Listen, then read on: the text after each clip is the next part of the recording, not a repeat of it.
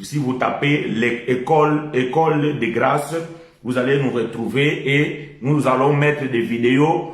Nous allons nous efforcer de faire au moins 1 à 2 vidéos par semaine qui va durer 10 à 15 minutes pour pouvoir expliquer les versets qui ont été mal expliqués dans la religion. Donc nous allons essayer de démystifier certains versets qui sont dans la Bible qui ont été mal expliqués dans la religion. Alors dans la semaine, nous allons faire 1 ou 2 vidéos de 10 à 15 minutes que nous allons chaque fois poster sur ces chaînes YouTube afin que cela puisse aider les frères et sœurs qui sont aussi peut-être dans certains questionnements par rapport à la grâce de Dieu. Voilà, bien aimés, ce que nous avions à dire. Ainsi étant dit, nous allons passer au sujet de ce matin. Le thème de ce message, comment expliquer 1 Jean chapitre 1 verset 5 à 10, surtout le verset 8. Sommes-nous des menteurs dans la grâce, puisque nous confessons que les péchés n'existent plus. Voilà le thème que nous allons aborder ce matin. Donc, d'une autre manière, bien aimés, nous allons répondre à cette question posée. Est-ce que nous, dans la grâce, sommes-nous des menteurs? Parce que nous confessons que les péchés n'existent plus. Mais ici, nous comprenons que, bien-aimé frère Jean dit dans le verset 8 de 1 Jean, chapitre 1, si nous disons que nous n'avons pas de péché, nous nous séduisons nous-mêmes et la vérité n'est point en nous. Donc, s'il n'y a pas la vérité, donc il y a les mensonges. Voilà, donc, bien-aimé, le thème que nous allons développer ce matin. Je vais vous inviter, bien-aimés, de pouvoir m'aider à écrire ces choses. 1 Jean chapitre 1, verset 5 à 10. Ça, c'est le texte biblique du message de ce matin. 1 Jean chapitre 1, verset 5 jusqu'au verset 10. Que Dieu vous soit favorable.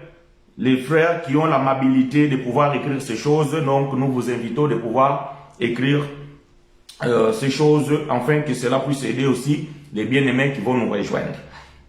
Encore une fois, shalom, que Dieu vous soit favorable. Ah. Le nom de la chaîne de YouTube, c'est École de grâce.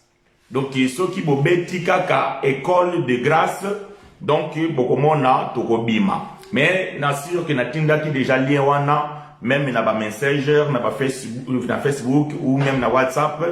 Donc, besoin qui a mobile surtout, si c'est pas le cas, il suffit d'écrire École de grâce sur YouTube.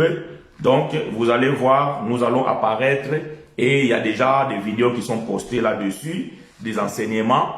Et donc, nous allons continuer dans cet élan-là, afin de pouvoir aussi vous aider à pouvoir aller retrouver d'autres enseignements, peut-être qui ne vont pas se retrouver dans la page Facebook.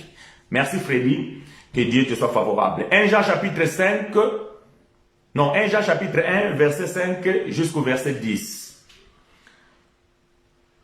Je fais la lecture.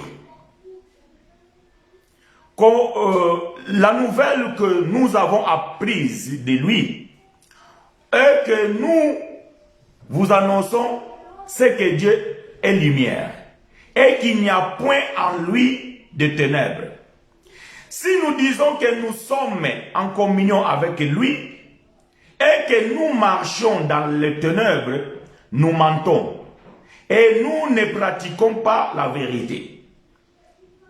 Mais si nous marchons dans la lumière, comme il est lui-même dans la lumière, nous sommes mutuellement en communion et le sang de Jésus, son Fils, nous purifie de tout péché. Verset 8. Si nous disons que nous n'avons pas de péché, nous nous séduisons nous-mêmes et la vérité n'est point en nous. Verset 9. Si nous confessons nos péchés, il est fidèle et juste pour nous les pardonner et pour nous purifier de toute iniquité. Si nous disons que nous n'avons pas péché, nous le faisons mentir et sa parole n'est point à nous. Que Dieu apporte la lumière à ses écritures. Donc, frères et sœurs, ça c'est un verset que lorsque les gens lisent cela et ils écoutent nos enseignements à ce qui concerne le péché, alors ils se disent, comment les frères peuvent-ils dire que le péché n'existe plus, alors que bien-aimé frère Jean dit que si nous disons que nous ne péchons pas, si nous disons que nous n'avons pas le péché, donc nous nous séduisons nous-mêmes. Et il n'y a pas la vérité en nous. Maintenant, la question qui se pose, est-ce que les frères qui prêchent la grâce, est-ce que les frères qui confessent que le péché n'existe plus, sont-ils dans le mensonge ou sont-ils dans la vérité? Donc les gens veulent comprendre, les gens veulent savoir qui dit la vérité. Est-ce que c'est nous qui disons la vérité ou c'est la religion qui continue à pouvoir, comment dirais-je, à promouvoir le péché? Est-ce que c'est eux qui ont la raison? Entre la religion qui promouvoit le péché et nous qui confessons que le péché n'existe plus, qui sont ceux-là qui disent la vérité? Voilà à quoi nous allons répondre. Mais bien aimés, soyez attentifs et je vous invite vraiment de rester connectés parce que nous allons expliquer ces choses comme nous savons les faire. Et nous allons donner les explications. Mais avant toute chose, bien aimés, je vous invite à aller visiter frère Esaïe au chapitre 29, au verset 11 et verset 12. Esaïe, chapitre 29, verset 11 jusqu'au verset 12. Écoutons ce que dit bien-aimé frère Esaïe. Toute la révélation est pour vous comme le mot d'un livre cacheté que l'on donne à un homme qui sait lire en disant « Lis donc cela » et qui répond « Je ne le puis car il est cacheté ». Ou comme un livre que l'on donne à un homme qui ne sait pas lire en disant « Lis donc cela » et qui répond « Je ne sais pas lire ». Voyez-vous bien aimé, Esaïe dit que la révélation, c'est comme le mot d'un livre cacheté. Ça veut dire que la révélation, bien aimé, il ne suffit pas de lire. Donc n'importe qui peut lire la Bible. Mais pour pouvoir avoir la révélation, c'est quoi la révélation? La révélation, c'est une connaissance cachée. Et lorsque cette connaissance est cachée, donc les gens sont dans le ténèbre. J'aime ça. Je répète. La révélation, c'est une connaissance cachée. Et lorsque les gens n'ont pas la révélation, donc ces gens-là sont dans les ténèbres. Voilà pourquoi le psaume dit, un peuple sans révélation, c'est un peuple sans frein. J'aime ça. Shalom frères et sœurs, que Dieu vous soit favorable. Un peuple sans révélation, c'est un peuple sans frein. Donc la révélation, c'est une connaissance cachée. Et cette connaissance cachée, bien aimé, si elle n'est pas révélée, alors les gens sont dans les ténèbres. Voilà, bien aimé, pourquoi, bien aimé, Esaïe dit ceci, que toute la révélation est comme le mot d'un livre cacheté que l'on donne à un homme qui sait lire en disant « Lis donc cela », mais il vous dit que « Je ne peux pas lire ». Mais comment ça fait-il que la personne sait lire, mais il ne peut pas lire? Pourquoi? Parce que c'est une connaissance cachée. Et dans le livre d'Ésaïe, chapitre 28, vous le connaissez, la Bible dit, à qui veut-on enseigner ces choses? Est-ce qu'aux petits-enfants? Est-ce qu'aux enfants qui viennent d'être, c'est vrai? C'est précepte, règle, c'est règle, un peu ici, un peu là. Donc c'est comme ça, bien aimé, que nous marchons et c'est ainsi que nous expliquons les choses de Dieu. Je reviens maintenant dans le texte de base. 1 Jean chapitre 1 verset 5 à 10. La nouvelle que nous avons apprise de lui et que nous annonçons, c'est que Dieu est lumière et qu'il n'y a point en lui de ténèbres. J'aime ça. Donc, si vous m'avez compris, ça veut dire que Jean dit ici que Dieu qu'il a annoncé, ce Dieu-là, il est la lumière. Donc, Dieu est la lumière. Et dans la lumière, il n'y a plus de ténèbres. Donc, ça veut dire que Dieu, c'est une révélation. Donc, lorsque tu reçois Dieu tant que révélation, en lui, il n'y a pas de ténèbres. Ça veut dire que tu n'es pas confus. Ça veut dire que tu as la lumière. Ça veut dire que tu comprends les choses. Voilà même pourquoi Esaïe dira ceci que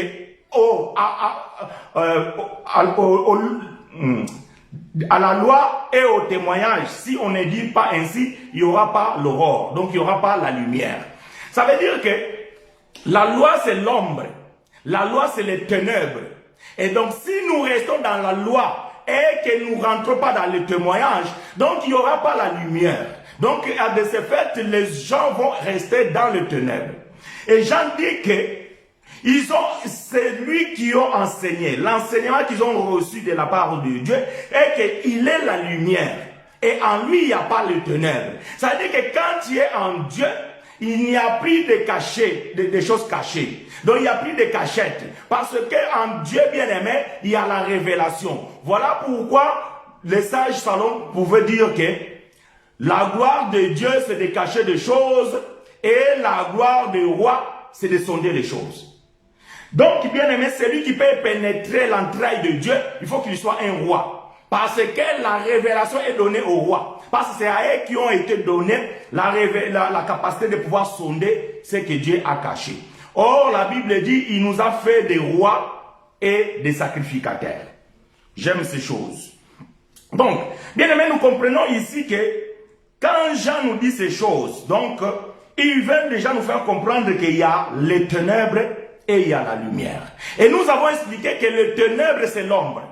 Voyez-vous? Donc, l'ombre est lilingi et za molili. Et lilingi est la pembete. Ce que on dit lilingi est la pembete sur lilingi. Et lilingi est la kamoindo. Or, moindo, il y a un d'abengi en français ténèbres. Donc, la loi est l'ombre. Donc, en quelque sorte, nous disons que la loi est ténèbres. Maintenant, Jean dit que si nous marchons dans la lumière, donc nous ne pouvons plus rester dans les ténèbres. Et je vais dire maintenant dans notre langage, si nous sommes dans la grâce, donc nous ne pouvons plus marcher dans la loi. Bien aimé, ces choses sont des choses qu'on donne aux enfants de la maison. Maintenant, ce qui nous intéresse ici, bien aimé, c'est surtout vraiment le verset 8. Comment expliquer 1 Jean chapitre 1 verset 8? Si nous disons que nous n'avons pas de péché, nous séduisons nous-mêmes et la vérité n'est point en nous. Pourquoi, bien aimé, vous dites que les péchés n'existent plus? Ça, c'est la question qui vient souvent. Ça, c'est la question qu'on nous répond souvent. Et nous avons déjà expliqué ces choses et nous avons déjà répondu. Mais les gens qui posent cette question, ils s'appuient sur ce verset 1 Jean chapitre 1 verset 8. Parce que pour eux ici, que Jean dit que si nous disons, c'est là où il y a maintenant le problème, bien aimé. Je dis et je répète, quand nous faisons la lecture, nous devons respecter le vocabulaire, nous devons respecter les contextes, nous devons respecter les contextes historiques et nous devons respecter la grammaire. Bien aimé, quand Jean a écrit ce livre, c'était aux environs des années 50 à 58. J'ai bien dit, environ années 50 et 58, voire même un peu plus. Mais, toutefois, c'était avant l'année 70. Parce que nous savons que tous les apôtres sont morts avant l'année 70. Les théologiens vont vous dire que Jean, il a vécu jusqu'à... Le seul apôtre qui a vécu plus longtemps, c'est frère Jean. Et lui, il a vécu la tribulation qui a été annoncée par Jésus, notre Seigneur. Donc, les restes des bien-aimés, ils sont morts avant l'année 70. Donc, quand frère Jean a écrit ces choses, c'était au 1er siècle. Maintenant, Jean dit, si nous disons, nous qui? Jean et les bien-aimés qui étaient dans son contrée. Voyez-vous? Donc, c'est très important ces choses, bien-aimés. Makamora zokoloba eza na motuya mingi poete yangonde ezali fongola yaboyebi. Ce que je suis en train de dire, bien-aimés, c'est la clé de la révélation. Si vous ne comprenez pas comme ça, alors vous aurez du mal à expliquer beaucoup de versets dans la Bible. Donc, que Dieu te soit favorable, Pedro. Ça veut dire que, quand Jean dit, nous disons, Jean est en train de dire aux Juifs, parce que Jean était juif. Voyez-vous?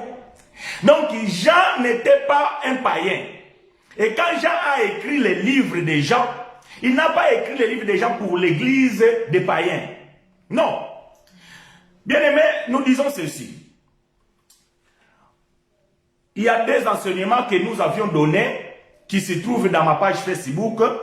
Pour ceux qui vont suivre cet enseignement sur YouTube, et je vais vous mettre en bas dans les descriptions les liens de ces deux enseignements pour que vous puissiez aller les trouver.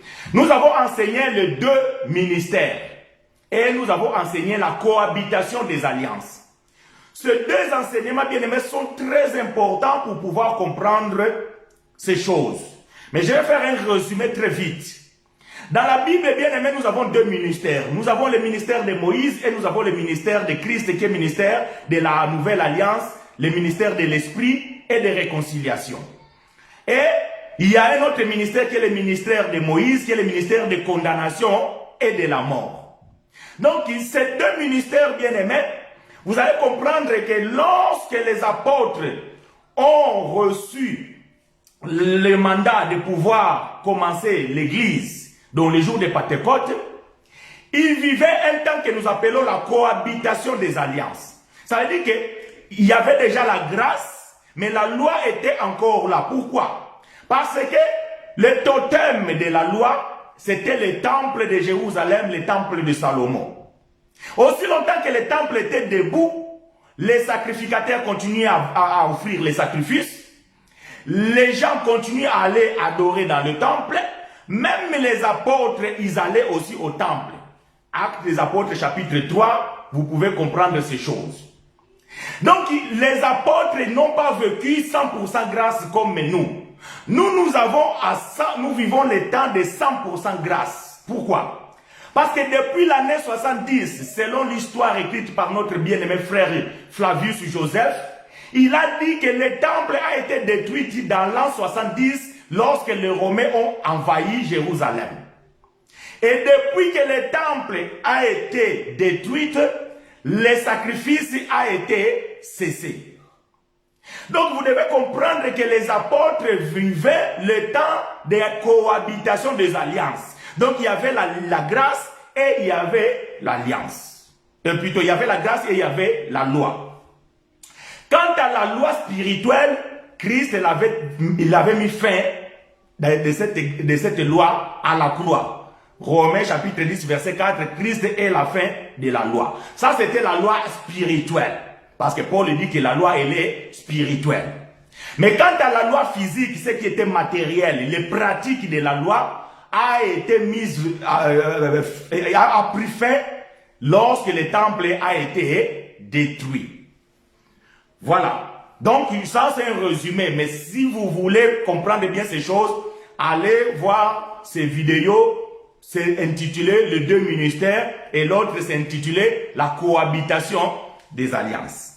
Maintenant que vous avez compris ces choses, maintenant nous allons expliquer qui était Jean et à qui Jean s'adressait-il. Je vous invite d'ouvrir vos Bibles dans le livre de Galates, chapitre 2, verset 8 jusqu'au verset 9. Galates, chapitre 2, verset 8 jusqu'au verset 9. Je vais faire la lecture, frères et sœurs, dans la version Semeur.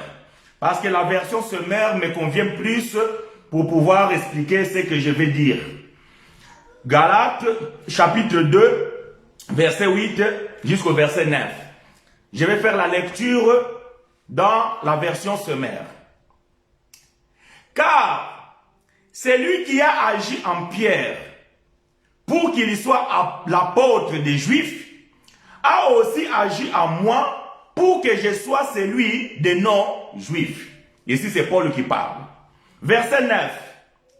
Ainsi, Jacques, Pierre et Jean, qui sont considérés comme colonnes de l'Église, ont reconnu que Dieu, dans sa grâce, m'avait confié cette tâche particulière. Quelle était la tâche particulière que Dieu a confiée à Paul?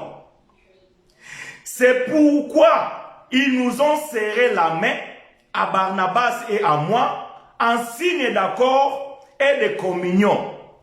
Et nous avons convenu ensemble que nous irions, nous, vers les peuples païens, tandis que eux se consacreraient aux Juifs. Que Dieu bénisse sa parole. Voyez-vous, cette version me convient bien parce que c'est un français plus clair. Ici, Paul est en train de dire que lorsqu'il est monté à Jérusalem pour aller exposer son évangile, l'évangile de grâce, il a vu ce qui étaient les colonnes, c'est-à-dire que les trois apôtres qui étaient plus importants dans l'église de Jérusalem étaient Pierre, Jacques et Jean. Donc les gens qui ont écrit un Jean, les gens qui ont écrit Jean, les gens qui ont écrit deux Jean, les gens qui ont écrit trois Jean, les gens qui ont écrit l'Apocalypse. Voyez-vous? Et Jacques qui a écrit le livre de Jacques, et Pierre qui a écrit le livre de 1 Pierre et 2 Pierre, et Jésus les avait envoyés pour qu'ils aillent prêcher les Juifs. Matthieu chapitre 10, versets 2 à 10. Et Jésus était formellement, catégoriquement, et Jésus, il a martelé, il a dit que n'allez pas chez les Samaritains et ne rentrez pas dans le territoire des païens. Donc, Jésus avait interdit à ses 12 disciples, qui étaient des Juifs, d'aller prêcher chez les brebis perdues d'Israël. Matthieu chapitre 15, vous le savez, la Bible dit, je suis venu que, j'ai été envoyé que brebis perdues de la maison d'Israël. Ça, c'est Jésus de Nazareth. Et Jésus de Nazareth, il a recommandé à ces Juifs qui étaient ses disciples de ne pas rentrer chez les Samaritains et de ne pas aller chez les païens. Il devait aller prêcher les Juifs. Et Paul est en train de dire ici dans le livre de Galates que Jean, Jacques et Pierre, ils se sont convenus ensemble. Lorsque Paul, il a dit ici que c'est lui qui a reconnu la grâce de Pierre, il m'a aussi confié à moi que je sois l'apôtre des non-juifs. Ça veut dire que l'apôtre des païens. Donc nous, notre apôtre, c'est apôtre Paul, l'apôtre des païens, comme on l'appelle les autres, l'apôtre des païens. Mais quant à Jean, Jacques et Jude et les autres, et ils étaient des apôtres des Juifs. C'est pas moi qui l'ai dit, c'est écrit, vous pouvez lire dans votre Bible, parce que j'en ai marre des gens qui me disent que nos frères chinois, ils disent ceci. Moi, je ne dis rien, moi, je fais que lire la Bible et expliquer ce qui est écrit. Donc, si dans votre Bible, ce n'est pas écrit comme ça, alors je vous convie de pouvoir acheter une autre Bible. Mais ici, l'écriture est claire. Paul dit que celui qui a appelé Pierre et les autres apôtres des Juifs m'a aussi à moi, Paul, consacré apôtre des païens. Et quand je suis allé exposer l'évangile que je prêche, cette tâche particulière que Dieu m'a confiée, c'est-à-dire de prêcher l'évangile de la grâce, alors les frères, ils n'étaient pas d'accord, mais ils n'avaient pas le choix. Nous allons lire, si nous avons le temps, nous allons lire Actes chapitre 15. Ce que Paul dit ici, c'est passé, quand c'est passé à Jérusalem, c'est dans le livre de Actes 15. Et vous allez voir, il y avait un grand débat. On appelle cela le concile de Jérusalem. Là où tous les apôtres se sont réunis pour pouvoir trancher de ce sujet entre le ministère de la justice et de réconciliation, qui est le ministère de l'Esprit, et contre le ministère de Moïse, qui était le ministère de la condamnation et de la mort. Lorsqu'ils ont fait cette réunion, et à la fin, ils se sont convenus quoi? Ils ont dit, ok frère, prends le frère Barnabas Comme Jésus vous a confié cette tâche d'aller prêcher les païens, allez prêcher les païens. Mais quant à nous, nous allons continuer à prêcher les Juifs. Et comment ces gens-là pouvaient prêcher les Juifs? Ils devaient prêcher la loi de Moïse. Voyez-vous? Maintenant, je reviens à 1 Jean chapitre 5. Donc, quand Jean dit que si nous disons que nous n'avons pas de péché, Jean est en train de dire Jean est en train de dire de lui et à ses contemporains et à ses frères juifs. Pourquoi? Parce que 1 Jean chapitre 3 verset 4 dit ceci. Le péché, c'est la transgression de la loi. Et si quelqu'un pêche, ça veut dire qu'il a transgressé la loi. Voyez-vous? Donc, maintenant, plutôt Jean, il dit que si nous disons que nous ne sommes pas des pécheurs, si nous disons que nous ne commettons plus de péchés, nous sommes des menteurs. Pourquoi?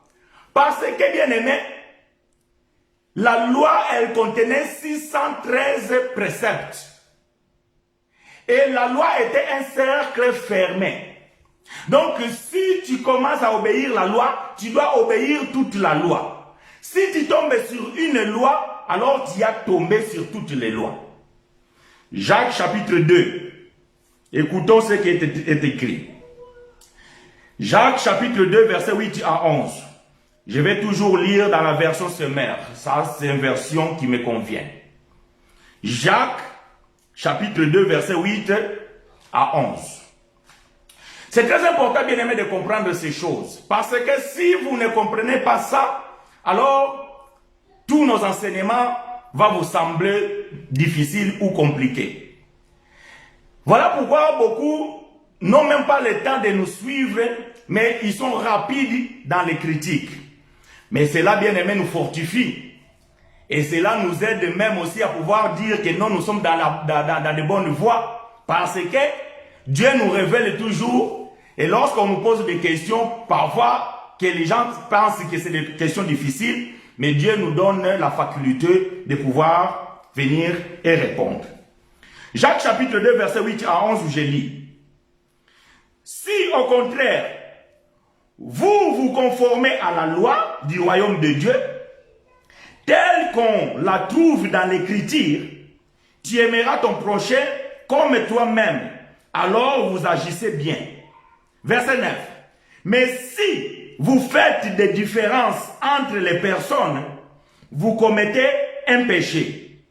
Et vous voilà condamnés par la loi, parce que vous lui désobéissez. Verset 10.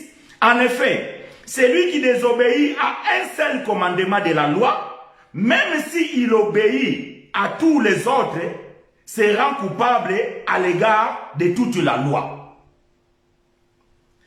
Car celui qui a dit « tu ne commettras pas l'adultère » a dit aussi « tu ne commettras pas de meurtre ». Si donc, tout en évitant l'adultère, tu commets un meurtre, tu désobéis bel et bien à la loi. Voilà ce que bien-aimé Jacques dit ici. Qui était Jacques? Galates chapitre 2 verset 8, nous avons vu que Jacques était un apôtre des païens. J'aime ça. Donc quand Jacques écrit ici, Jacques écrit pour qui? Jacques est en train de parler au qui? Jacques est en train de parler aux Juifs. Si vous voulez obéir la loi, vous devez obéir à toutes les lois. Mais si vous obéissez à une loi, mais vous désobéissez à l'autre, vous êtes coupable de toute la loi. C'est pas moi qui l'ai dit, c'est Jacques. Voyez-vous? Maintenant, si vous voulez savoir à qui Jacques a écrit, lisez Jacques chapitre 1, verset 1, vous allez comprendre. Jacques dit aux 12 tribus d'Israël. Donc, si l'un parmi nous, il pense qu'il fait partie de l'un des 12 tribus, alors le livre de Jacques te concerne. Tu dois continuer à obéir la loi. Mais je peux vous dire, même aujourd'hui, les Juifs, ils sont plus condamnés par la loi parce que la loi n'existe plus. Je ferme cette parenthèse parce que ça peut encore soulever des débats. Donc, bien aimé, vous comprenez que quand Jean a dit, si nous disons que nous n'avons pas de péché, nous nous séduisons nous-mêmes. Pourquoi? Parce que tellement que la loi était dure et que la loi contenait plus de 613 préceptes, personne ne pouvait accomplir toute la loi. Voilà pourquoi il fallait que lui-même Dieu, incarné par la personne de Jésus de Nazareth, vienne au monde pour pouvoir accomplir la loi, pour pouvoir sauver ceux qui étaient sous la loi. Parce que Jésus dit, je ne suis pas venu abolir, mais je suis venu accomplir. Ça veut dire que la chair de Jésus, de son vivant sur la terre, il faisait qu'accomplir la loi de Moïse. Pourquoi? Parce que les humains ne pouvaient pas accomplir toute la loi. De ce fait, Jean a raison de dire que si quelqu'un venait de dire que non, moi j'obéis à toute la loi parce que je donne la dîme, parce que je fais les jeûnes et prières, parce que je suis baptisé, tout ça là, mais il fait de la différence. Celui-là je l'aime pas, celui-là j'aime, il a déjà commis un péché. Il a déjà désobéi un précepte de la loi. Donc, s'il dit qu'il ne commet pas le péché, c'est un menteur. Parce que personne ne pouvait obéir la loi dans sa totalité. Voyez-vous? Et si vous voulez obéir la loi, bien-aimé, vous devez obéir à tout. Voilà pourquoi bien-aimé frère Paul dit dans le livre de Galates chapitre 5, je vais le lire, Galates chapitre 5, versets 2 à 4. Écoutons ce que frère Paul dit. Galates chapitre 5, versets 2 à 4. Moi, Paul, je vous le déclare. Si vous, chrétiens d'origine païenne, vous vous faites circoncire, le Christ ne vous sera plus d'aucune utilité. Et je l'affirme une fois encore, tout homme qui se fait circoncire est tenu d'accomplir la loi tout entière. Vous qui cherchez à vous faire déclarer juste par Dieu en accomplissant la loi, vous êtes séparés du Christ, vous n'êtes plus sous le régime de la grâce. Voilà ce que bien-aimé frère Paul dit ici. Ça veut dire que si tu donnes la dîme, tu dois aussi sacrifier les animaux. Ça veut dire que si tu fais les jeûnes, tu dois aussi se faire circoncire. Si tu te fais circoncire au nom de la loi, tu dois aussi te marier avec la femme de ton frère qui vient de mourir, qui n'a pas donné les enfants à sa femme. Donc ça veut dire que bien aimé, si vous obéissez à une loi parce que vous voulez plaire à Dieu, vous devez obéir toute la loi. Mais si vous désobéissez les autres lois et vous respectez que la dîme, vous êtes dessus de la grâce de Dieu. C'est ce que Paul vient de dire ici. J'attends ceux qui contestent cet enseignement, qui viennent contester ce que Paul dit ici. Et moi, j'ai dit, celui qui conteste cet enseignement, c'est un impoli et mal éduqué. Parce que la Bible dit de ne pas déplacer des bornes. Donc les pères, ça veut dire que les apôtres qui sont nos pères dans ces choses, ils ont mis des bornes. Ils ont posé ce que nous appelons la doctrine, la saine doctrine. Ils ont posé le fondement. Paul le dit, moi étant que grand architecte, j'ai posé le fondement. Voilà. Maintenant, quand Paul a posé le fondement, nous les bâtisseurs, nous sommes en train de construire sur ce fondement que Paul a bâti, l'évangile de grâce. Si quelqu'un vient avec un évangile qui n'est pas conforme à la grâce, nous comprenons qu'il est en train de poser des faux matériels sur le fondement. Alors nous devons les chasser. Sinon, ils risquent de mettre de mauvaises choses dans l'édifice. Que Dieu vous soit favorable. Voyez-vous? Donc, bien aimé, si quelqu'un ne croit pas à ce que Paul a dit, parce que nous comprenons qu'il y a des gens impolis, mal éduqués, qui veulent s'opposer à ce que Paul dit. Aussi, Paul, Dieu avait dit que la femme ne peut pas prêcher. Moi, Dieu ne m'a pas dit ça. Toi, Dieu t'a pas dit ça. Écris ton évangile pour que nous puissions le lire, parce que nous lisons l'évangile de Paul. Et si vous n'obéissez pas à ce que Paul a écrit, alors vous arrêtez de lire le livre de Romains jusqu'au livre de Hébreux. Tous ces 14 livres, vous devez arrêter de les lire. Parce que si vous lisez ce que Paul a écrit, vous devez aussi obéir à ce que Paul a posé comme fondement, à comprendre Christ qui est l'évangile de la grâce. Donc, le péché, les gens qui disaient que, les gens qui se séduisaient en disant qu'ils ne commettaient pas de péché, c'était des juifs, les contemporains des frères Jean. Donc ces versets ne nous concernent à rien. Ça, je vous l'ai dit et je le répète. Ces versets que Jean a écrits ne nous concernent à rien. Je vais vous dire une chose, bien-aimés.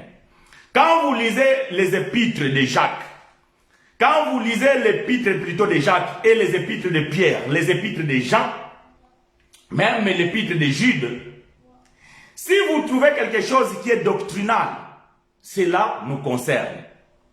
Mais si vous trouvez des choses qui n'est pas doctrinales, cela ne nous concerne pas. Pourquoi je dis ceci? Parce que au commencement, l'église était divisée en deux. Il y avait l'église, le même corps de Christ, qui était composé de juifs, et il y avait l'église, le même corps de Christ, qui était composé de païens. C'est pas moi qui l'ai dit, c'est Galates chapitre 2. Donc Pierre, Jacques et Jean, ils sont allés prêcher l'église qui était composée de juifs. Paul, Barnabas, Timothée, Luc et Marc sont allés prêcher l'église chez les païens. Voyez-vous? Maintenant, ce que Paul a écrit pour les païens, il y avait des choses que les juifs ne pouvaient pas respecter parce qu'ils avaient l'enseignement de Moïse. De même aussi, ce que ces bien-aimés ont écrit, il y a des choses que l'église des païens ne pouvait pas observer parce que cela était destiné aux juifs. Donc quand vous lisez 1 Jean, quand vous lisez 2 Jean, quand vous lisez 3 Jean, quand vous lisez l'Apocalypse, quand vous lisez Jean, vous devez comprendre que Jean a écrit pour les juifs. Donc c'est comme moi, bien-aimé, je vais écrire une lettre pour mon frère Pedro et je l'envoie. Seulement dans ces lettres que je l'envoie, il y a des choses de droits sociaux. Ça veut dire qui concernent la vie, le monde et tout ça. Mais il y a aussi des choses qui concernent que moi et lui. Mais ce courrier, avant qu'il arrive chez frère Pedro, il est égaré chez frère Blaise. Et frère Blaise va lire le courrier, il va dire, ah, le frère il a écrit, ah mais pourquoi ne pas suivre cet exemple? Ah, il a écrit des bonnes choses. Et il arrive à un texte, là où j'écris des choses que lui il ne comprend pas et qui ne le concernent pas. Il va faire quoi? Il dit, ah bon, ça, c'est vraiment particulier pour ses frères. Donc la lettre ne l'a pas été envoyée. La lettre ne l'appartient pas. Mais il peut profiter des bonnes choses qui est écrites dans cette lettre-là. Mais il n'a pas l'obligation de faire ce qui est écrit dans cette lettre parce que la lettre a été envoyée pour frère Pedro. De même aussi quand vous lisez Jacques, écoutez Jacques chapitre 1. Parce que beaucoup de gens qui me suivent n'ont même pas la Bible. Et ils écoutent ce que moi j'ai dit et ils ne lisent pas leur propre Bible. Alors, nous allons vous aider. Jacques chapitre 1 verset 1 dit ceci. Jacques, serviteur de Dieu et du Seigneur Jésus-Christ, aux 12 tribus qui sont dans la dispersion, salut. Voilà. Donc, l'auteur de ce livre, il dit que je m'adresse aux 12 tribus dispersées. C'est-à-dire les juifs qui sont en Angola, les juifs qui sont au Congo, les juifs qui sont en France, les juifs qui sont en Pologne, les juifs qui sont aux États-Unis, les juifs qui sont je ne sais pas où. Jacques a écrit pour ces juifs-là. Bon, je parle des pays de notre temps, mais je parle des pays de ce temps-là, parce que les juifs de ce temps-là, ils étaient déjà dispersés dans la diaspora. Et Jacques, quand il écrit à ces juifs qui étaient dispersés partout dans ces pays du monde. Maintenant, si toi, tu fais partie d'une de ces tribus, alors ce livre te concerne. Mais j'en doute vraiment qu'il y a un parmi nous ici qui peut dire que non, moi je suis de la tribu de Assar, moi je suis de la tribu de Benjamin, moi je suis de la tribu de Judas. Il n'y en a pas. Mais est-ce que ce que Jacques écrit, nous ne pouvons pas le lire? Si. Est-ce que ce que Jacques a dit, nous ne pouvons pas le faire? Si c'est là la doctrine. Mais quand Jacques parle ici, à ces gens-là qui devaient obéir la loi dans sa totalité, à quoi nous concerne-nous? Parce que nous sommes venus dans ce monde, la loi n'était plus là. Voilà comment vous devez comprendre la Bible. Voilà comment vous devez comprendre l'écriture. Donc c'est plus simple, c'est facile de prendre un verset, de le donner à frère chinois. Frère chinois, toi tu dis que non, les péchés n'existent plus, mais écoutez ce que Jean a dit. Oh, ce que Jean a dit, je l'ai déjà dit, frère. Donc, il ne faut pas croire que je n'avais pas lu ces versets quand j'affirme que les péchés n'existent plus. Je l'ai lu. Mais peut-être que aujourd'hui, Dieu nous a fait l'occasion de pouvoir donner l'explication. Si moi je prends cette écriture, je l'amène aujourd'hui en 2021, je dois ressusciter Jean et l'amener aussi aujourd'hui. Pourquoi? Parce que Jean, il est inclus. Il dit que si nous... donc, Jean et tous ceux qui l'écoutent. Maintenant, si moi, chinois, je me dis que si nous... Alors que ce n'est pas moi qui ai écrit ce livre. Celui qui a écrit ce livre, il est inclus. Donc, vous devez respecter la lecture et vous devez respecter l'auteur. Parce que l'auteur de ce livre, il est inclus dans le texte.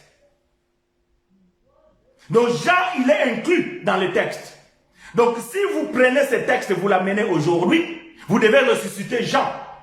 Pour dire que si nous disons, parce que c'est Jean qui a écrit ces choses. Mais frère Jean, il est mort depuis longtemps. Donc nous devons avoir l'intelligence, la vertu de pouvoir comprendre le contexte des textes pour ne pas donner de prétextes. Voyez-vous? Je répète, nous devons comprendre le contexte du texte pour ne pas donner de prétextes. Parce qu'aujourd'hui, les religieux prétendent que nous sommes des pécheurs. Pourquoi? Parce qu'ils ont lu ce que Jean a écrit. Ça, ce sont des prétextes. Ils prétendent que nous sommes des pécheurs. Mais la Bible nous confirme que nous ne sommes plus. Ou plutôt, nous ne sommes pas des pécheurs parce que nous n'avons jamais été des pécheurs. Et que les frères de ce temps-là, comme les frères Paul et les autres, ils n'étaient plus des pécheurs parce qu'ils étaient sous la grâce, malgré qu'il y avait la cohabitation des alliances. Voyez-vous bien aimés, ça c'est très important. C'est pour ça que je vous ai dit que une fois par semaine ou 2 fois par semaine, nous allons faire des petits enseignements de 10 à 15 minutes sur YouTube pour pouvoir démystifier les versets mal compris dans la Bible. Voyez-vous, il n'y a pas encore longtemps, j'ai suivi un grand homme de Dieu, comme on le dit, au Congo. Il prêchait en disant, la Bible dit, Dieu va juger Jérusalem parce qu'ils ont tué les prophètes depuis Abel jusqu'à Zacharie. Mais il dit que Jean aussi, il était mort, mais Jésus ne citait pas le nom de Jean. Pourquoi? Parce que depuis le temps de Jean jusqu'à maintenant, Jésus a dit que le royaume est forcé. Analysons cette écriture. Qui c'est qui parle là? C'est Jésus. Jésus dit que depuis le temps de Jean jusqu'à maintenant, donc c'est Jésus qui est en train de dire Jésus était présent dans la chair. Le maintenant que Jésus dit là, ce n'est pas aujourd'hui en 2021. C'était le maintenant de Jésus dans ce temps-là.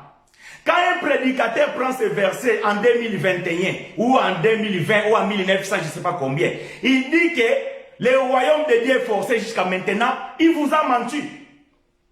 Parce que celui qui a dit cette phrase était vivant. Et il dit jusqu'à maintenant. Si moi, chinois, j'ai dit là, j'ai dit que jusqu'à maintenant, là, bien aimé, je suis en train de vous parler. Maintenant, celui qui va lire ces choses en 2030, lui aussi va dire que maintenant, non.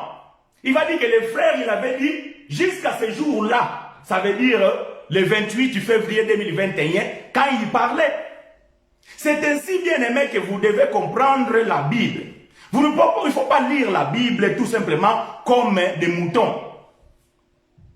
Donc, quand la Bible dit ici, donc nous, c'est pas moi, c'est pas toi, c'est pas les pasteurs qui ont écrit ce livre. Celui qui a écrit le livre, il s'appelle Jean.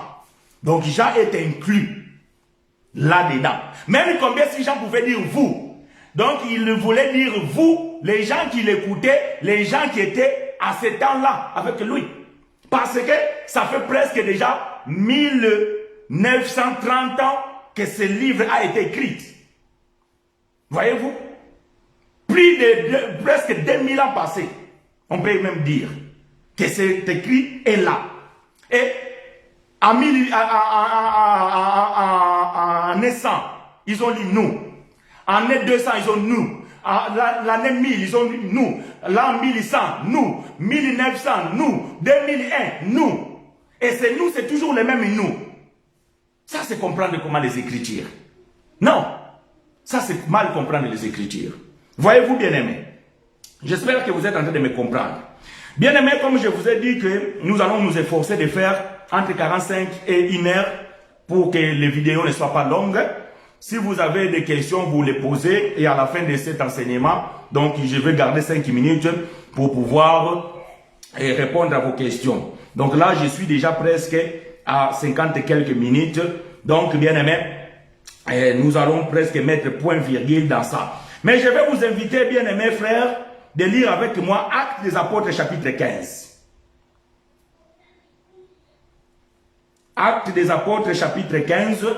Nous allons commencer du premier verset et je vais aller tout doucement, lentement et expliquer certaines choses étape par étape et je vais m'arrêter là où je vais m'arrêter. Mais vous pouvez lire jusqu'à la fin si vous voulez. Cela est très important. Donc vous pouvez lire jusqu'au verset 35.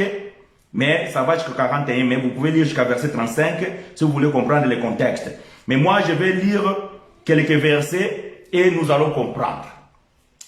Ce livre des Actes ici, écrit par notre bien-aimé frère Luc, qui était l'un des témoins de ces choses et aussi aidé par des témoins qui ont vécu ces choses, il a écrit ça. Les théologiens appellent cela le concile de Jérusalem. Donc le concile, ça veut dire que c'est l'ensemble des apôtres pour pouvoir résoudre un problème. Quel était le problème ici? C'était le problème de l'évangile de la grâce et l'évangile de condamnation et de la mort, le ministère de Moïse. Les disciples qui étaient à Jérusalem sont allés à Antioche, là où Paul et Barnabas, ils ont prêché l'évangile de grâce. Ils ont constaté que les frères d'Antioche n'observaient pas la loi de Moïse. Alors, ils étaient indignés. Ils étaient frappés. Ils étaient étonnés. Actes chapitre 15, verset 1 jusqu'à 35, Freddy. Ils étaient étonnés de pouvoir voir qu'il y avait des gens qui ont accepté l'évangile de Christ et qui prononcent le nom de Dieu, mais ils ne respectent pas les préceptes mosaïques. Alors, ça fait un débat. Quand le débat s'est élevé, Paul dit, ok, il n'y a pas de problème. Nous allons venir avec Barnabas et les autres à Jérusalem, là où il y a les piliers, les colonnes de l'église, qui étaient Jean, Jacques et Pierre. Afin que nous puissions prendre, afin que nous puissions trouver un consensus à ce sujet. Est-il mal prêché la grâce? Est-ce que les païens ont aussi l'obligation d'observer la loi? Voilà ce qui était le thème de leur débat. Écoutez maintenant la lecture. Actes chapitre 15. Quelques hommes venus de Judée arrivèrent à Antioche. Ils enseignèrent les frères en disant: si vous ne faites pas circoncire comme Moïse l'a prescrit, vous ne pouvez pas être sauvés. Je suis dans la version Semeur. Voyez-vous, ces braves bien-aimés sont venus de Judée et ils sont arrivés à Antioche. L'église où Paul avait commencé à prêcher, où Paul a enseigné la grâce. Et ils ont dit que si vous ne faites pas circoncire comme l'a prescrit Moïse, vous ne pouvez pas être sauvés. Donc dans la conception judaïque, le salut est à voir avec l'observation de la loi. Mais dans la conception de la grâce de Dieu selon frère Paul, nous sommes sauvés par la grâce. Alors, c'était une grande confrontation de deux courants d'enseignement. Paul enseignait que le salut est donné par la grâce. Pierre, Jacques et Jean et les autres enseignaient que le salut est donné par la circoncision. Pourquoi? Parce que Dieu avait dit à Abraham, tous ceux qui veulent être des Juifs, tous ceux qui veulent rentrer dans la communauté des Hébreux, tous ceux qui veulent devenir des Israélites, même si c'est un étranger, s'il accepte le Dieu d'Israël, il doit se faire circoncire. Ça, c'était le symbole de l'alliance entre un homme et Dieu. Donc, que tu sois juif ou un païen, si tu acceptes le Dieu d'Israël, tu devais être circoncis. Et ça, c'était l'enseignement de Moïse. Alors, les bien-aimés les juifs, lorsqu'ils sont arrivés à Antioche, ils ont trouvé des frères qui mangeaient tout, ils mangeaient des cochons, ils n'étaient pas circoncis, et ils n'observaient aucune loi. Mais ils prononçaient dans leur bouche Yahweh. Ah, ils ont dit, vous ne pouvez pas prononcer ces noms-là si vous n'êtes pas circoncis et vous n'êtes pas sauvés, alors que ces bien-aimés disaient que nous sommes sauvés par la grâce. J'ai dit, mais ce n'est pas possible, il y a un problème. Alors, ils ont dit que non, il y a un problème, vous n'êtes pas sauvés si vous ne faites pas. En quelque sorte, ils ont obligé ces bien-aimés de pouvoir se circoncire pour qu'ils puissent dire qu'ils sont sauvés. Mais bien-aimé frère Paul dit non et non et non. Et le débat est parti. Beaucoup de gens disent que Mambanzambe va faire l'amour débatté. Mais ici, c'est les apôtres. Ils sont montés jusqu'à Jérusalem. La Bible dit ceci. Il en résulta un conflit et de vives discussions avec Paul et Barnabas. Finalement, il fut décidé que Paul et Barnabas montèrent à Jérusalem avec quelques autres frères pour parler de ces problèmes avec les apôtres et les responsables de l'église. L'église pourvit à leur voyage, ils traversèrent la Phénicie et la Samarie. Rencontrant comme les non-juifs se sont tournés vers Dieu, et tous les frères en eurent beaucoup de joie. À leur arrivée à Jérusalem, ils furent accueillis par l'église, les apôtres et les responsables. Ils leur rapportèrent tout ce que Dieu avait fait avec eux. Mais quelques anciens membres du parti des pharisiens, qui étaient devenus des croyants, intervinrent pour soutenir qu'il fallait absolument circoncire les non-juifs et leur ordonner d'observer la loi de Moïse. Je répète le verset 5. Mais quelques anciens membres du parti des pharisiens, qui étaient devenus des croyants, intervinrent pour soutenir qu'il fallait absolument circoncire les non-juifs, à leur ordonner d'observer la loi de Moïse. Voilà les religieux. Pour eux, leur religion, c'était très important. Donc, vous ne pouvez pas confesser le nom de Dieu si vous n'êtes pas circoncis et que vous ne respectez pas la loi de Moïse. Mais Paul était ferme et Paul dit niet et niet. Vous voulez des débats, nous allons débattre. Vous voulez les écritures, nous allons donner les écritures. Vous voulez des preuves, nous allons donner des preuves. Pièce contre pièce. J'aime ça. Pièce contre pièce. Bien aimé, quand tu es convaincu dans ton enseignement, quand tu es convaincu dans la doctrine de la grâce, personne ne peut t'intimider. Frère, non. C'est pour ça que nous disons que ce qui fait notre force, c'est la connaissance de l'écriture. Donc, moi, quelqu'un peut venir ici et dire que non, frère, la Bible dit ceci, je vais te dire oui. Mais frère, je te donne une écriture et je te donne l'explication. Parce que parfois, les gens vont te donner l'écriture, ils n'ont pas l'explication. Mais nous, non. Je te donne l'écriture, je te donne l'explication. Tu m'as donné 1 Jean chapitre 1 verset 8, je te donne l'explication. Pourquoi Jean dit cela? Tu m'as donné Actes des Apôtres chapitre 16 verset 31, que tu seras sauvé toi et ta famille. Je te donne l'explication, qu'est-ce que cela veut dire. Ça c'est notre force. Et c'est la conviction, bien-aimé. Et frère Paul était comme ça. Quand Paul connaissait quelque chose, vous ne pouvez rien dire. Parce qu'il avait reçu la révélation du 3e ciel. Mafuta. Donc, bien aimé, verset 6. Les apôtres et les responsables de l'église se réunirent pour examiner la question. Après une longue discussion, voilà, le débat bien aimé ayez chaud. Échauffer, ça veut dire que, donc, Batou, non, nous ne sommes pas d'accord, oui, non, non, c'est pas, donc, discussion, le débat est devenu chaud. Alors, c'est lui qu'on a donné la clé de l'église, se met debout. Après une longue discussion, Pierre se leva et leur dit, voilà, le juge, c'est lui qu'on a confié la clé de l'église.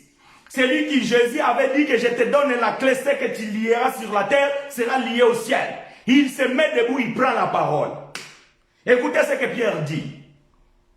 Mes frères, comme vous le savez, il y a déjà longtemps que Dieu m'a choisi parmi vous pour que j'annonçasse la bonne nouvelle aux non-juifs, pour qu'ils l'entendent et deviennent croyants. J'aime ça, je vais vous expliquer ici. Bien-aimés, souvenez-vous, dans Actes des Apôtres, au chapitre 10, Pierre était en extase et il reçoit une vision, on l'amène des animaux impurs. Et Dieu a dit à Pierre, prends ces animaux, tue et mange. Pierre, il a dit, non Dieu, tu le sais, depuis mon enfance, le prophète Moïse, le grand prophète d'Israël, il nous a interdit de manger des choses impures. Donc Pierre donne l'importance à Moïse plus que Dieu. Voilà quand quelqu'un dans la religion, il respecte ce que son pasteur dit par rapport à ce que Dieu a écrit. Donc Pierre, il a respecté ce qu'il a reçu comme ministère mosaïque. Il dit que depuis mon enfance, je n'ai jamais mangé des animaux impurs. Maintenant, toi, tu me dis de les manger. Au nom de Moïse, je ne mangerai pas. Mais Dieu dit à Pierre, comment peux-tu considérer impur ce que moi j'ai rendu pur? Pendant que Pierre était en extase, il a entendu quelqu'un toquer la porte. C'est le frère Corneille qui était un païen, un Italien. Il envoya Pierre, plutôt les serviteurs pour aller appeler Pierre pour venir dans sa maison. Quand Pierre est allé là-bas, il est rentré chez Corneille, il a mangé. Mais quand l'église des Juifs, l'église de Jérusalem, ils ont écouté ça, ils étaient furieux. Alors, si vous lisez dans le chapitre 12, quand Pierre est allé au temple, ce n'était pas ses collègues. Bandi mi babendi yaka awa. Qui t'a dit d'aller manger chez les païens? Tu ne sais pas qu'un juif ne peut pas rentrer chez les païens et manger. Mais Pierre, il a dit que voyez-vous, c'est Dieu qui m'a envoyé. Dieu m'a dit que je dois aussi prêcher les païens. Mais Pierre a eu peur de ses collègues. Il a eu peur de ses frères et de ses sœurs. Alors, pour Pierre, il a abandonné la mission que Dieu avait confiée d'aller prêcher les païens. Alors, Jésus suscita Paul et il envoya Paul et Paul a obéi. Paul est allé prêcher les païens. C'est pour cela que Pierre est en train de dire ici, dans Actes chapitre 15, le verset 7, il dit, mes frères, comme vous le savez, il y a déjà longtemps, que Dieu m'a choisi parmi vous les Juifs, pour que j'annonçasse la bonne nouvelle aux Juifs. Mais je ne l'ai pas fait. C'est ce que Pierre devait dire. Mais ici, il n'a pas dit. Mais moi, je complète. Mais je ne l'ai pas fait. Mais Dieu a suscité un autre, c'est notre bien-aimé frère, Paul. Écoutez maintenant. Mais quand Dieu avait donné la révélation à Pierre, quand il a pris quand il avait vu la nappe avec les animaux, Dieu avait dit quelque chose de très important. Tu ne peux pas considérer pur, et plutôt impur, ce que moi j'ai rendu pur. Dieu avait déjà révélé à Pierre qu'il y a un évangile de grâce, mais Pierre n'a pas saisi. Voilà ce qui a échappé à Pierre. Pourquoi? Parce qu'il était revêtu par le ministère de Moïse. Maintenant, Pierre reconnaît que ce message, c'est ce que Paul a reçu. Écoutez verset 8. Dieu qui lit dans le secret de cœur a témoigné qu'il les accepte en leur donnant lui-même le Saint-Esprit comme l'avait fait pour nous. Entre eux et nous, il n'y a fait aucune différence puisque c'est par la foi qu'il a purifié leur cœur. Pourquoi donc maintenant vouloir provoquer Dieu en imposant à ses disciples un joug que ni nos ancêtres, ni nous n'avons jamais eu la force de porter? Ah! Pierre reconnaît que la loi c'était dire, ni leurs ancêtres, ni eux-mêmes, Pierre, Jacques et Jean, n'ont jamais supporté ça. Maintenant, Pierre dit, pourquoi voulez-vous mettre ces jougs aux païens? Pourquoi voulez-vous obliger cette charge? Il faut comprendre le contexte. Le contexte ici, c'est la loi de Moïse et la grâce. Donc, Pierre dit, pourquoi voulez-vous imposer la loi de Moïse aux païens, tandis que nos ancêtres et nous-mêmes, nous n'arrivons même pas à obéir à la loi? Pourquoi? Pourquoi voulez-vous que frères chinois prêchent comme vous, si vous-même vous prêchez mal? Comment voulez-vous que nous observons ce que vous faites, alors si ce que vous faites, c'est au contraire à la grâce de Dieu? Pierre, il a reconnu que cette mission qu'on m'avait confiée, je ne l'ai pas pu faire parce que j'avais peur. Mais maintenant, il y a un homme qui s'est levé et qui a la force d'affirmer ces choses. Verset 11. Non, voici au contraire ce que nous croyons. C'est par la grâce du Seigneur Jésus que nous sommes sauvés, nous les Juifs, de même manière que... Oh! Pierre reconnaît que le salut est par la grâce. C'est lui qui était le pilier de l'église. C'est lui qu'on a confié la clé de l'église. Il vient de reconnaître que le salut, ce n'est pas par la circoncision. Alors que le verset 1 dit que, plutôt le verset 2 dit que si vous n'êtes pas circoncis, vous n'êtes pas sauvés. Voyez-vous? Mais Pierre ici reconnaît bien, mais je ne sais pas si vous avez la Bible que j'ai moi. Je ne sais pas si ce pasteur-là lise la même Bible que nous. Pierre reconnaît que ce que Paul et Barnabas sont en train de dire, c'est très pertinent. Et que nous ne pouvons pas obliger les gens à observer la loi parce que nous-mêmes, nous ne supportons pas la loi. Ah! Donc Jean a raison de dire que si nous disons que nous ne sommes pas des pécheurs, si nous disons que nous n'avons pas les péchés, alors nous nous séduisons nous-mêmes et la vérité ne se trouve pas. Voyez-vous comment on peut comprendre 1 Jean chapitre 1 verset 8? Donc Pierre ici reconnaît que même nous, on n'arrive même pas à observer la loi. Nous sommes toujours des pécheurs. Parce que on observe la circoncision, mais la dîme nous ne donnons pas. Ah, nous donnons la dîme, mais la montagne, on ne monte plus. Alors Pierre, il a dit non. Laissez les païens, ne les mettez pas ces charges. Voyez-vous? Verset 12. Alors tout le monde se tue pour écouter Barnabas et Paul raconter les signes miraculeux et les prodiges que Dieu avait accomplis par eux parmi les païens. Voilà. Quand Pierre maintenant a pris la parole, parce que tout le monde respectait Pierre, parce que c'est lui que Jésus avait confié la responsabilité de l'église. Quand Pierre dit, tout le monde se tait. Mais vous allez comprendre, il y avait un frère têtu.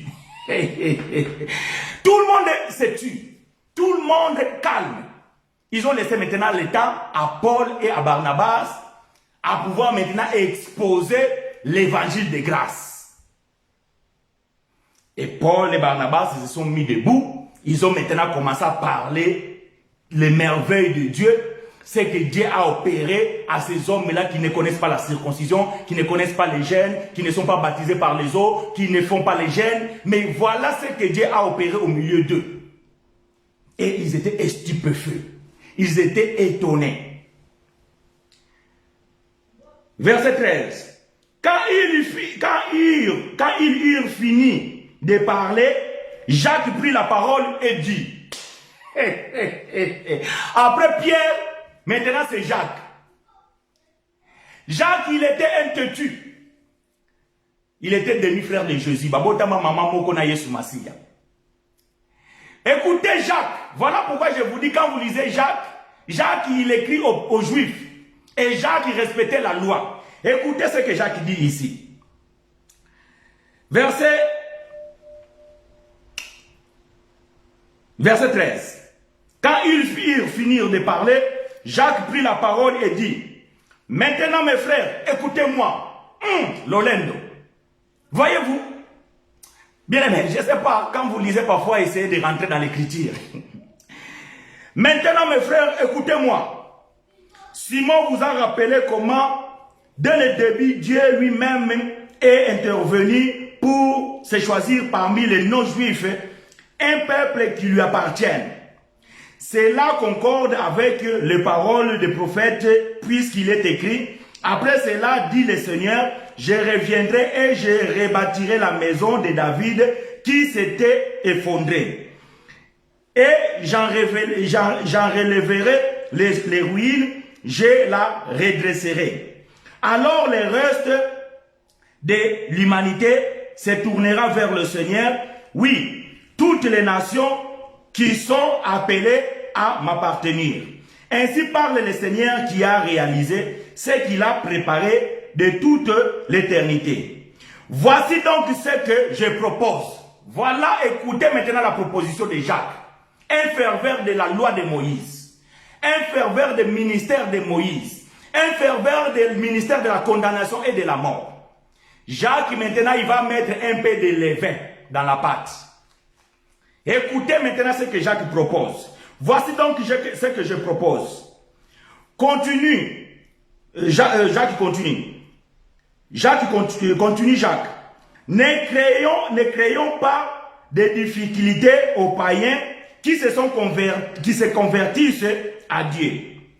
Écrivons-leur simplement de ne pas manger de viande provenant des sacrifices offerts aux idoles, de se garder de toute inconduite sexuelle et de ne pas consommer ni viande, ni d'animaux étouffés, ni sang.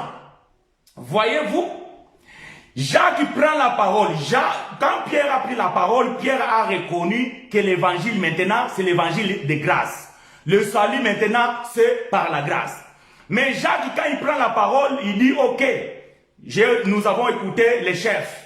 Les chefs, Pierre a dit, c'est très bien. Mais moi, je vous propose quand même que ces bien-aimés, ils doivent mettre un peu de levain. Ce que Jacques propose, il se trouve où? Il se trouve dans le livre de Exode 34, 15, 16, Lévitique 17, 10 à 16, et Lévitique 18, 6 à 23, dans la loi de Moïse. Voilà ce que Jacques propose. Malgré ce que Pierre a dit, malgré ce que Pierre a concordé, mais Jacques étant le fervent et le garant du ministère de la condamnation et de la mort qui est le ministère de Moïse, il dit, moi je vous propose quand même de mettre un peu de levain. Oh bien aimé frère Paul, dans 1 Corinthiens chapitre 5 verset 8 à 10, il dit que un peu de levain fait lever toute la pâte. Il dit que faites disparaître les levains des pharisiens. Or, Jacques était un bon pharisien. Et il voulait mettre un peu de levain dans la pâte des païens. Mais Paul n'a pas accepté. Et Paul explique bien ces choses dans le livre de Galates chapitre 2, à partir du verset 7 jusqu'au verset 16. Si vous pouvez lire ça, cela va vous aider. Il explique ce qu'ils ont pris ici comme conclusion.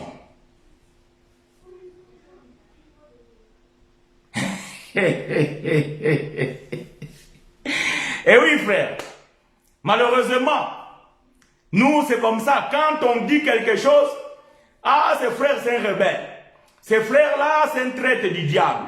Voilà, on nous surnomme, on nous donne des noms, mais que faire? Paul a subi la même chose, frère. Voilà pourquoi je vous encourage, vous tous qui ont reçu cette grâce, de pouvoir persévérer dans l'enseignement de grâce, frère. Frère Paul a souffert ces choses. Paul a été, comment dirais-je, il a connu la libation dans la prison à Rome, à cause de cet évangile. Ils l'ont frappé 40 coups moins 1. Paul, ils l'ont maltraité, ils l'ont enfermé dans des cachots à cause de cet évangile. Mais il a tenu bon. Et quand il est arrivé à la fin, il a vu vraiment que je vais mourir. Il a fait une recommandation à son fils Timothée. Il dit, Timothée, j'ai combattu les bons combats et maintenant je suis arrivé à la fin. Continue ce combat. Et nous sommes les Timothées de Paul. Nous devons continuer le combat. La religion a voulu étouffer cet évangile, mais Dieu a suscité des hommes, Dieu a suscité des frères capables de pouvoir tenir et de dire que la religion c'est le mensonge, la religion c'est le diabolique, la religion c'est le menteur, la religion c'est le menteur, c'est les voleurs, les dimovores. Et nous sommes là debout, bien-aimés, et personne ne va nous faire taire. Aujourd'hui, on nous invite plus dans les églises pour aller prêcher, mais personne ne va nous empêcher de prêcher dans les réseaux sociaux.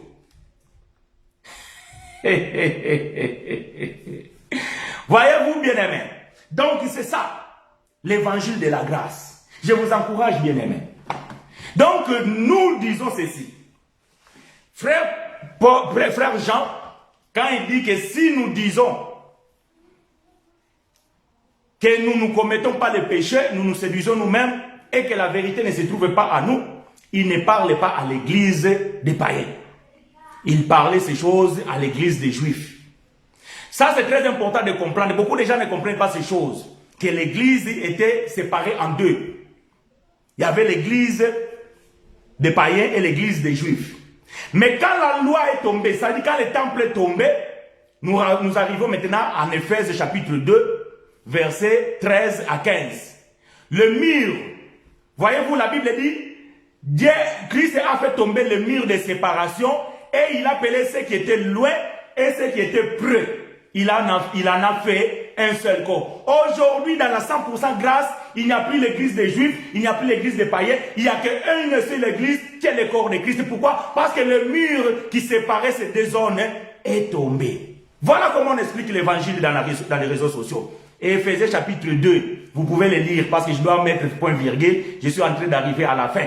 Mais on avait déjà dit ces choses quand on avait enseigné les dimanches d'avant ces choses. Les murs qui provoquaient l'inimitié entre les non-juifs et les juifs, c'était le mur qui était la loi, son totem c'était le temple. Lorsque le mur est tombé, Jésus a rapproché les païens, a rapproché les juifs. Aujourd'hui, après l'année 70, depuis l'année 70 jusqu'à aujourd'hui, l'église est composée d'un seul peuple, les hommes et femmes sauvés par la grâce de Dieu.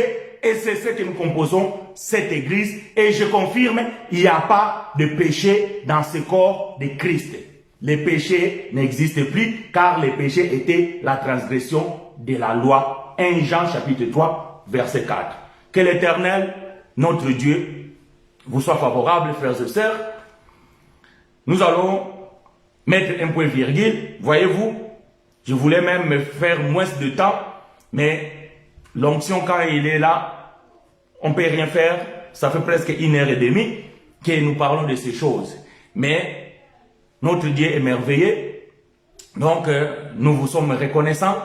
Si quelqu'un a des questions par rapport à ce sujet, écris-moi ça dans les messengers ou appelle-moi et je peux te répondre en particulier. Et si cela est très intéressant de pouvoir aussi donner ça aux bien-aimés, alors nous allons faire un enseignement là-dessus et nous allons venir l'exposer. Mais n'hésitez pas, bien-aimés, d'exposer vos difficultés dans certains versets que vous lisez dans la Bible, peut-être que vous ne comprenez pas. Alors, bien-aimés, n'hésitez pas, venez et nous allons, bien-aimés, parler de ces choses.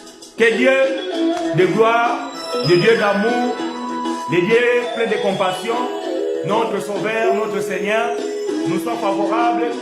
Et je dédie la semaine qui s'annonce entre ces saintes mains, que l'Éternel soit devant comme éclaireur, derrière comme protecteur, et qu'il demeure à nous, afin qu'il nous fortifie. Que le Seigneur vraiment vous concède toutes sortes de bénédictions. Je vous aime, bien aimés, et je vous donne rendez-vous le dimanche prochain. Abonnez-vous sur notre chaîne, la grâce, l'école de grâce. Bien aimé, je vous ai envoyé déjà les liens. Pour ceux qui n'ont pas reçu, écris-moi, je vais t'envoyer les liens. Abonnez-vous vraiment parce que nous voulons faire, bien aimé, cette chose, en fait que cet évangile aille aussi au-delà de notre amitié sur Facebook. Que Dieu vous soit favorable. À dimanche prochain.